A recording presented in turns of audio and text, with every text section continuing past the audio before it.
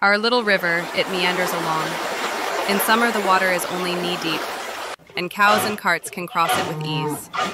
For the banks, though high, are not too steep. आपली लहानशी नदी वळणावळणांनी वाहते. उन्हाळ्यात तिचं पाणी फक्त गुडघ्या एवढं असतं. म्हणून गायी आणि गाड्या सहज पार करू शकतात. कारण तिचे काठ उंच असले तरी फार खडे नाहीत. 2. No sign of slime, the sands shine bright. On one shore cash fields blossom white. Chirping mynas through that sight, the jackal's howl is heard there at night. नदीच्या वाळूत अजिबात चिखल नाही. ती स्वच्छ आणि चमकदार आहे. एका काठावर पांढरी काशची फुले बहरलेली आहेत. तेथे मैना पक्षी चिवचिव करतात आणि रात्री कोल्ह्यांचा डरकाळीचा आवाज ऐकू येतो. 3. Across lie groves of mango and palm. The village priests dwell in their cool shade. Girls and boys bathe close to the bank, splashing with their gumchas as they wade. नदीच्या पलीकडे आंबा आणि नारळाच्या झाडांची बाग आहे. गावचे पुजारी त्या थंड सावलीत राहतात. मुलं आणि मुली नदीच्या काठावर अंघोळ करतात.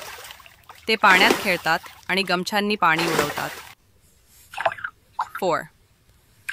At dusk and dawn, once their bath is done, they dip washcloths to trap small fish.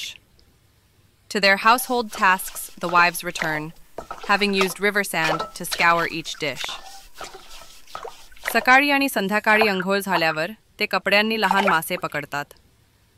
गावातील बायका भांडी घासून परत घरी जातात. त्या भांड्यांना नदीच्या वाळूने स्वच्छ करतात. 5. In Ashad clouds gather, the waters rise. The rivers in spate, the current grows strong. The air is rife with babbling sounds as the muddy torrent swirls along. आषाढ महिन्यात काळे ढग जमू लागतात आणि पाणी वाढू लागतं. नदीला पूर येतो, प्रवाह जोरदार होतो, संपूर्ण वातावरण गडगडणाऱ्या आवाजाने भरून जातं. कारण गढूळ पाणी प्रचंड वेगाने फिरत असतं. The woods on shore stir to life again, and our village wakens to celebrate the rain. नदीच्या काठावरील जंगल पुन्हा हिरवेगार आणि जिवंत होतं, आणि आपलं गाव पावसाचं स्वागत करण्यासाठी आनंदाने जागं होतं.